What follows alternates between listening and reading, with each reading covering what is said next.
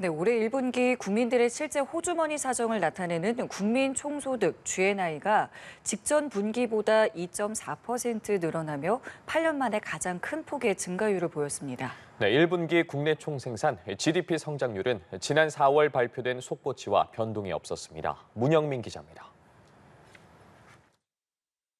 우리나라 국민의 임금, 이자 등 모든 소득을 합쳐 실질 구매력을 나타내는 실질 국민 총소득 GNI. 오늘 한국은행에 따르면 1분기 실질 GNI는 지난해 4분기보다 2.4% 올랐습니다. 지난 2016년 1분기 2.8% 오른 이후 8년 만에 가장 큰 폭의 증가율을 보인 겁니다. 한국은행은 교역 조건이 개선되면서 실질 무역 손실이 축소된 결과라고 설명했습니다. 이날 발표된 1분기 실질 국내 총생산 GDP 잠정치는 1.3%, 지난 4월 발표된 속보치와 변동이 없었습니다.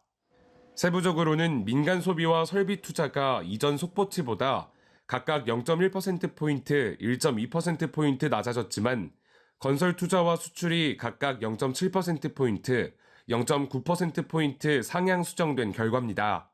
이로써 2021년 4분기 이후 8분기째 이어지던 분기 0%대 성장률 흐름을 깼습니다. 업종별로는 전 업종이 성장했고 건설업과 농림어업이 직전 분기 마이너스 성장에서 벗어나 반등에 성공했습니다.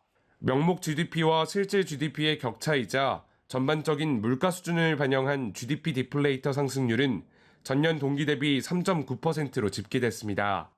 1분기 총 저축률은 35.1%로 전 분기보다 1.5%포인트 상승하며 지난 2022년 1분기 이후 가장 높은 수준을 기록했습니다.